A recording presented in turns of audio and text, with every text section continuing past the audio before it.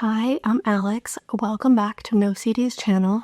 Today I want to talk to you guys a little bit about being in a relationship and having OCD.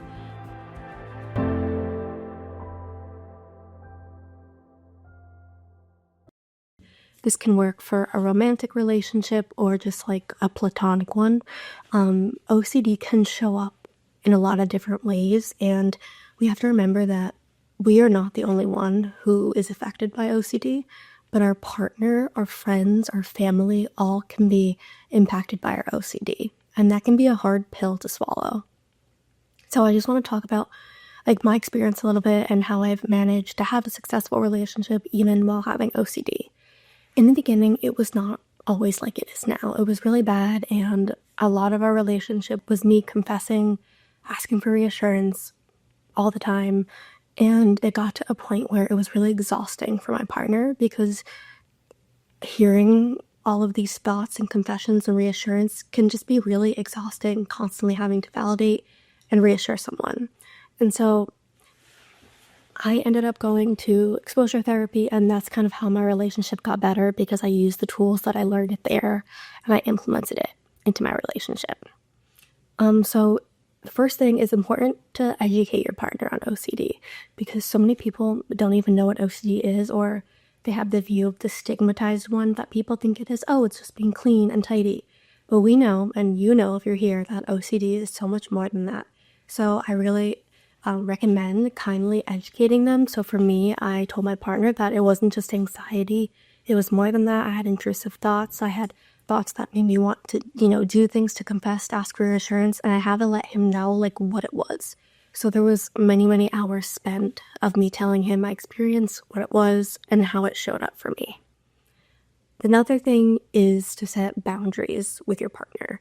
This was huge for me. We came to a point where I told him, or where we figured out I couldn't confess to him anymore and ask for reassurance. It was too much. It was impacting him mentally, emotionally. And so I had to tell him if my feelings of reassurance came up, he had to not reassure me and tell me, hey, you're giving it to OCD right now. Let's redirect that. And he really, really got good at doing that and reminding me that if I do confess, it's only going to make the OCD worse. And I had to remind him that reassurance, it feels good in the moment, but it's hurtful long term, because he didn't realize that at first. He was like, oh, I'm just going to keep reassuring her because eventually it will make her feel better. But the thing with OCD is no matter how much you reassure someone, it still will linger because it's just feeding the OCD. Another thing I had to remind him was that the fears that I had, they weren't rational and they weren't logical, but they were convincing to me. So some of the things that I said to him, I'd be like, I know this sounds crazy, but this is how my mind works. And I'd explain to him how my brain just processed anxiety very different than somebody who didn't have OCD. So we set boundaries, and he got really good at not giving me reassurance and just reminding me to continue showing up and to not give into my OCD, to not ask for reassurance. Or if I wanted to, he would give me physical touch comfort, hold me and be like, hey, you got this, you can do hard things. You've done this before and you can do it again. And so he got really good at also catching me when I would kind of try to find a loophole and ask for reassurance without it kind of being reassurance. He got really good at figuring out what that looked like for me. And so when that showed up, he was able to be like, this looks like OCD.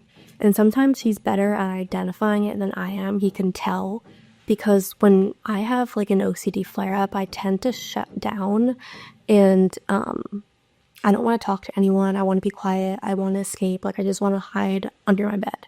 And so he's gotten really good at recognizing that when I shut down, it's probably because there's a lot going on in my brain. So he's gotten really good at helping me identify it, even when sometimes I can't see it myself. And I promised him that I will always, always try to use my therapy skills when OCD comes up. I have that commitment to him that I have OCD and that's not my fault, but it is my job to continue to recover and to get better, because he's my partner, but he's not my therapist. And that's something really, really important to know in a relationship, whether it's platonic or in a romantic relationship that your partner is not your therapist. Yes, they are there to support you and talk to you and help you, but they are not the ones who are going to give you the skills to get better, and they cannot fix you. And that's something I had to realize, that he had to realize, and that I would go to my therapist and be like, how do I set that boundary of him not being my therapist, but him still being a supportive partner? And it was tricky for a while. Like, it wasn't easy. But eventually, like I said, I was able to name my OCD when it popped up, and he was able to see it when it popped up. So he wouldn't reassure me. He would just remind me, use your skills. You have the skills to do it. Like, you can do this. And so that kind of motivation, and it's not reassurance seeking, but that form of like being there wasn't hurtful, because he was always reminding me that I could do hard things and that I was more than capable of sitting with the discomfort. And also, sometimes it just looks like sitting in discomfort together. That can be one of the best ways for a partner who has OCD to show up for their partner when they are feeling really overwhelmed, anxious, and just like however way that they show that. Like for me, like I said, I get really quiet, I tense up. He would just sit with me, and we would just sit there and like sit there in silence, not say anything. He would hold my hand, he would put his arm around me, and that was a big enough support for me to be like, okay, like he's not going to fix me, he's not going to give me the answers, but we're just going to sit together. And sometimes that's the best thing that you can do for your partner, is sit with them in the discomfort. So those are just some of the ways that I've implemented talking to my partner about my relationship. And I want to like acknowledge that it can be hard to have OCD and to be in a relationship. Like, it's not easy, and it can really impact the other person if you're not in a place of recovery. But I also want you to remember that you don't have to be perfect for your partner. Like, you can have the conversation that the expectation is not going to be that you're perfect, is that you try your best with your skills, you put your best foot forward, and that's the best you can do. And yes, you're going to slip up sometimes. Yes, you're going to fall back into relapses and behaviors that you don't like and that aren't helpful. But a loving partner will understand that it's normal to relapse. It's normal to have a bad day. They're not going to expect you to be perfect. The right partner will not expect you to be perfect. And you don't have to be perfect. Like, take that pressure off of yourself. Choose to get better every day. Take it day by day. And that's really the best you can do. And remember that your OCD does not make you unlovable. It doesn't make you unworthy. And you do not need to be with someone who calls you those things or makes you feel bad because you have OCD or anxiety.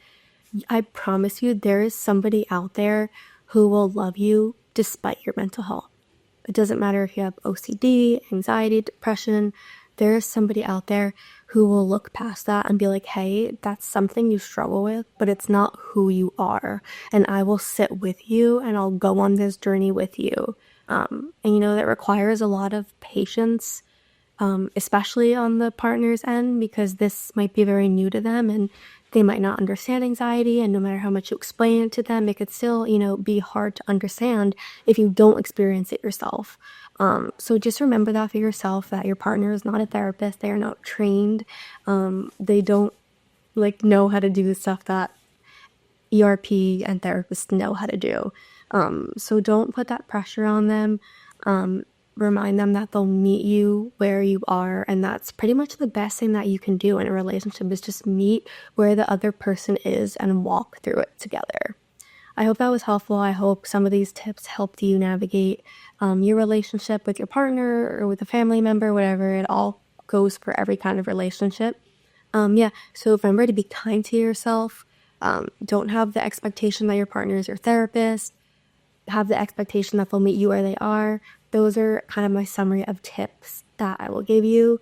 If you are somebody whose relationship has been impacted by OCD, I really recommend trying ERP, exposure response prevention. It is the most evidence-based treatment for OCD. NOCD specializes in this kind of treatment. Their therapists are literally trained in exposure therapy. So go to the website, check it out. They'll give you a 10-15 free minute call to kind of evaluate what your needs are and what you need, and they'll set you up with someone to help you on your journey. I hope this was helpful. Remember, there's always hope, and there is life after OCD, and you can do hard things. Bye.